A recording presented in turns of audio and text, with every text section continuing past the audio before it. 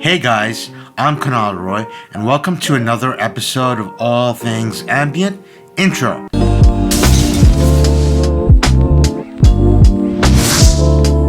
Welcome back, guys.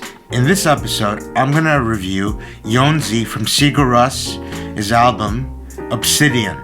Track 1, disclaimer. I'm just gonna name each track through 1 through 10 instead of naming each song because I'm gonna butcher it. Each song is named in Icelandic. So, track 1. The intro guitar track has very synth-like textures drenched in reverb and delay. So there are electronic elements here with Yonzi's childlike magical voice with the background guitar textures and chords playing synth-like guitar chords and textures with reverb and delay, singing childlike lullabies in gibberish. It's like the soundtrack that plays when a newborn baby is born with a sense of awe and wonder. Yonzi's vocal harmonies intersect each other like the dawn of a new day. Then the vocal harmonies cascade into intersecting vocal harmonies with echo and shimmer, reverb.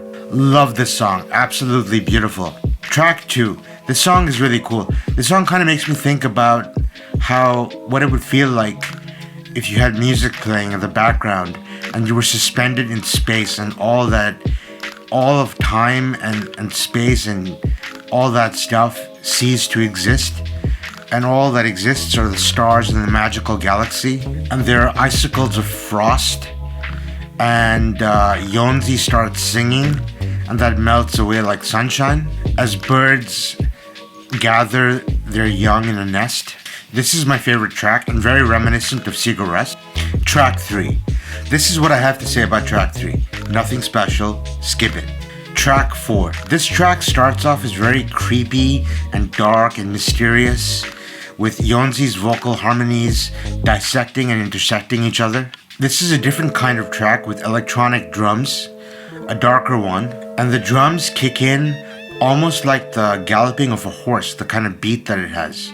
The drums remind me of techno, and very early on in the album, this is where there are hints of where the electronica and the post-rock elements are married together, and it's really beautifully done. Some of this music reminds me a lot of Björk's earlier music, or even her more recent music, with hints of techno, electronica, except here you have post-rock as well. Yeah, this album is unique, and I think out of all of Yonzi's solo work, this is probably a creative leap, and I can't recommend this album enough. It's been such a sheer joy listening to it, and it's so relaxing. It's just so relaxing, and it's just not only post-rock, it's post-rock and electronica, and the magic of his ethereal voice. And he's tried new things with his vocal cords. He's tried new things with his voice, with the vocal harmonies, with delay, reverb, and it's just a really interesting record. Track 5. Once again, this is what I have to say about track 5. Skip it. Nothing interesting here. Track 6.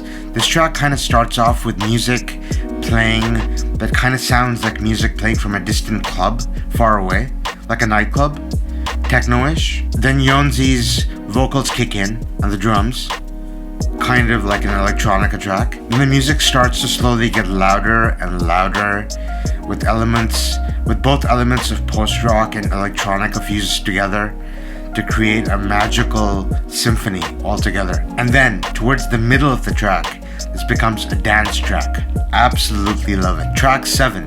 This track starts off like a proper, full-on Sigur Rós post-rock track, and then the drums kick in, and the drums are thunderstruck, and it blows out into full-blown electronica, which is absolutely amazing. This track is the defining sound of the whole album, which is absolutely beautifully done and very reminiscent to anything by Björk, married with Yonzi's childlike vocals. Track 8.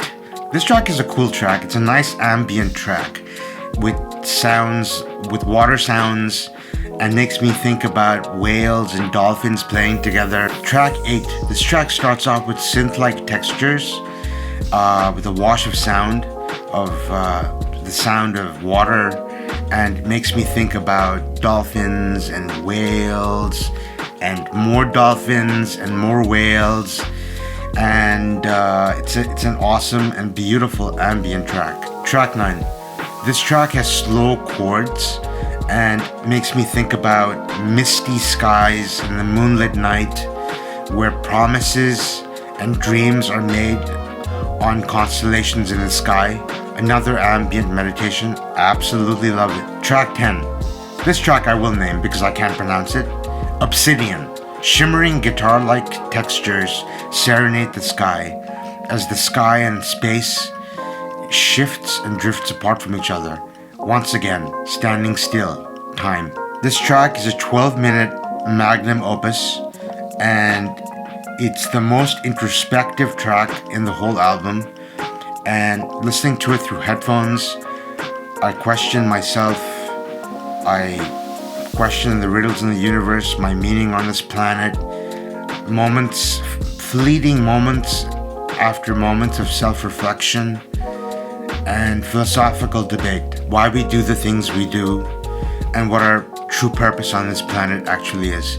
Such is the music of Yonzi or Sigur Rós. And if this video brought you value, give this video a thumbs up because YouTube promotes this video to other people like yourself.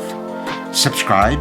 Smash that bell icon because then you'll get notifications for further similar videos like this in the future.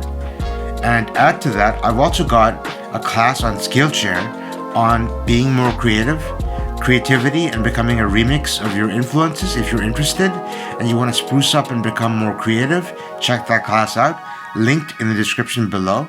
I've also got a new book out and music, digital products, all linked in the description below, as well as new merch. And with that, guys, I will catch you guys on the next episode of All Things Ambient.